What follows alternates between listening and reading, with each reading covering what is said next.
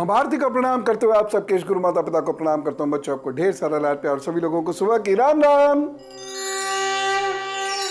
आज का विषय यह है कि बहुत सारे लोग ये कंप्लेंट करते हैं कि हमारे पास तो इतनी मेहनत करने के बाद ज़रा सा धन आता है, वहीं दूसरे लोग ये कहते हैं कि मेहनत करते हैं आ ही जाता है, और वहीं कुछ लोग ये भी कहते हैं कि वो बिल्कुल मेहनत नहीं करता, उसके बाद बावजूद भी उसके पास इतना सारा धन आता है। तो भगवान जी ने क्यों ऐसा किया कि मेरे पास इतनी मेहनत के बाद भी धन नहीं आता और उसके पास बिना मेहनत के धन आता है? ऐसे ही कुछ बातों का टटोलता हुआ आज का गुड लक गुरु आपके समक्ष प्रस्तुत है। ध्यान से देखिएगा अपने हाथ की रेखाओं को, क्योंकि वो रेखाएं यदि हैं तो आपको या तो संघर्ष देंगी या तो बिल्कुल संघर्ष नहीं। इस हाथ को जरा ध्यान से देखिएगा। अगर कोई भी हाथ है और वो बहुत हार्ड नहीं है या वो बहुत सॉफ्ट नहीं है, यानी बस हल्का सा स्पॉन्जी है, हल्का सा दबाने से वह दबता है, बहुत सॉफ्ट नहीं होना चाहिए, बहुत हार्ड भी नहीं होना चाहिए। साथ ही साथ हाथ में दूसरी बहुत महत्वपूर्ण चीज़ है, वो ये उंगलियां और हथेलियां ये बराबर की हाइट की हों। यदि हथेली ज़्यादा बड़ी है, उंगली बहुत छोटी है, धन आने में कमी नहीं, लेकिन वह धन या तो आपका नहीं होगा, दादालाई होगा, अथवा जो आप कमाएंगे वह रुकेगा नहीं। यदि उंगलियां ज़्यादा लंबी है हथेली से, तो फिर बहुत मेहनत संघर्ष के बाद धन आएगा, उस धन का आप उपयोग सही से नहीं कर पाएंगे, जैसे धन कमाया तो बीमार पड़ गए, आदि आदि आदि। तो ये बराबर होना एक आइडियल सिचुएशन है। या बड़ा छोटा है भी तो बहुत माइनर सा, एक दो सूत्र जिसे कहते हैं, बस। पहली चीज तो हो गई ये। दूसरी चीज, आपके जो नाखून है और आपके जो यहाँ पर रंग है, उसमें गुलाबीपन ज्यादा होना चाहिए। यदि कालापन ज्यादा है तो फिर संघर्ष। यदि शरीर का जो टेक्सचर है, त्वचा का जो रंग है, यदि वो ज्यादा काला है तो हाथों में यहाँ उजलापन होना चाहिए।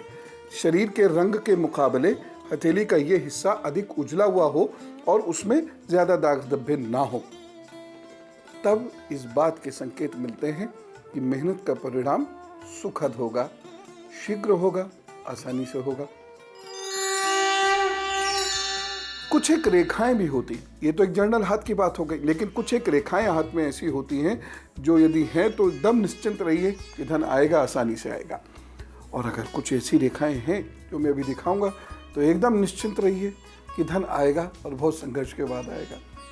बताता हूं मेष, वृषभ, मिथुन और कर्क राशि का हाल बताने के बाद। आइए अब हाथ में कुछ रेखा देखिए, यदि वो है तो धन आपको सरलता से मिल जाएगा। ये है वो 3 रेखाएं जो यदि आपके हाथ में है तो आपको धन बहुत सरलता से मिलेगा, समय से मिलेगा। और ऐसे लोगों की 25 से 36 के बीच में विशेष उन्नति होती है और ये अति साधारण जीवन से भी अति विशेष जीवन को प्राप्त करते हैं। ऐसे लोग वो होते हैं जो दादालाई संपत्ति ना मिलने के बाद भी अपनी मेहनत से कमाए हुए धन से बड़ी इंडस्ट्रीज लगाते हैं, अथवा उनका अच्छा बैंक बैलेंस बनता है।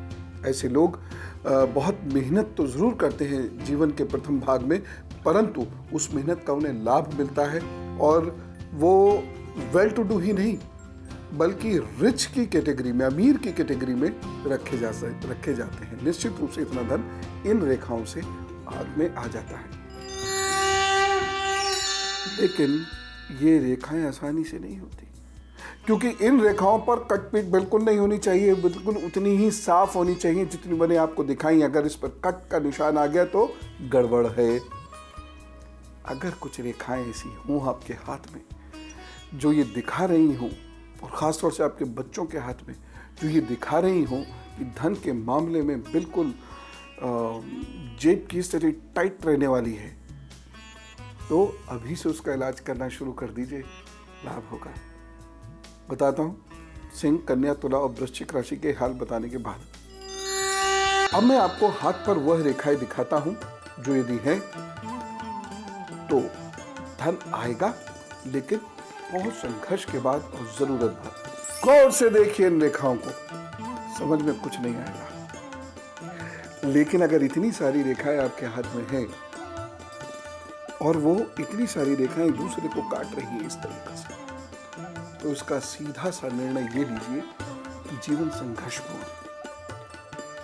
मैं ये नहीं कहता कि आप अमीर नहीं हो, लेकिन धन आसानी से नहीं आएगा, बहुत मेहनत से कमाना पड़ेगा। दादा लाई संपत्ति में भी आपको पूरा हिस्सा नहीं मिलेगा। उस संपत्ति को भी आप मिसयूज करके बर्बाद करेंगे और बाद में पछताएंगे भी, या फिर कोई आपका अपना उस संपत्ति को बर्बाद कर देगा जिसकी वजह से आप नुकसान में रहेंगे। ऐसे लोग दूसरों पर ट्रस्ट बहुत करते हैं, उम्मीद रखते हैं कि दूसरे उनको धन कमा के देंगे, लेकिन नहीं आता। ऐसे लोग बहुत मेहनत करते हैं जीवन पर, नहीं आता। ऐसी अगर स्त्रियों के हाथ में इस प्रकार की रेखाएं हैं, बहुत सारी रेखाएं सब कटती पटती हैं, तो उनके पति दूर रहते हैं, बहुत मेहनत करते हैं, बहुत यात्राएं करते हैं, लेकिन उसके बावजूद काम लायक ही धन रहता है। इसका मतलब ये मत समझिएगा कि मैं फाकों की बात कर रहा हूँ, क्योंकि आजकल हम बिल्कुल एब्सोल्यूट सोचते हैं। हम कहें कि धन नहीं है तो सोच लेंगे अरे बड़ी गरीबी, ऐसा नहीं मतलब है। यानी धन बैंक बैलेंसेस में नहीं होगा, आप पर बहुत सारी संपत्तियां जुड़ी हुई नहीं होंगी। हाँ, काम अपने बदस्तूर चल रहे होंगे, आप बच्चों का शादी ब्याह भी आराम से कर लेंगे, वो सब नहीं मैं कह रहा हूँ, लेकिन सोचेंगे कि मैं बहुत अमीर हो जाऊंगा या अरबपति करोड़पति हो जाऊंगा, वो बहुत उपायों के बाद होगा और कुछ व्यवहार परिवर्तन के बाद होगा, अन्यथा कभी नहीं होगा अगर इस प्रकार का हाथ है तो। एक रेखा और मैं आपको दिखाऊंगा। और अब गुरुवंत, इस भाग्य रेखा को देखिए। अगर ये भाग्य रेखा ऐसे ऐसे मोटी हो जाती है, जगह जगह से इस तरीके से कटती है, ये स्थितियाँ आती हैं, तो ये स्थितियाँ ये बताती हैं कि धन की कमी भले ही नहीं रहेगी, लेकिन हाँ, मेहनत बहुत करनी पड़ेगी, बहुत संघर्ष करना पड़ेगा। और ऐसे लोगों को अक्सर ये कंप्लेंट होती है जीवन में कि देखो वो काम नहीं करता, वो फिर भी जितने जल्दी अमीर हो गया, या ये कंप्लेंट रहती है मैं आज यहीं खड़ा हूँ जबकि मेरे सारे दोस्त मेरे से कहीं ऊंची पदवियों पर पहुँच गए। अब जिनके हाथ में ये रेखाएं, या जो अभी मैंने हाथ दिखाया था वो रेखाएं हैं, जिनके जीवन में संघर्ष से धन आता है, वो क्या करें? बहुत सारे उपाय हैं जो मैंने आपको बताए हैं समय समय पर। यदि आप उन उपायों को कर रहे हैं तो उन्हें कंटिन्यू करें। यदि वो उपाय आप नहीं करते हैं तो पितृदोष यह दूर होना चाहिए। मौनी अमावस्या आ रही है, इस दिन कर लीजिएगा।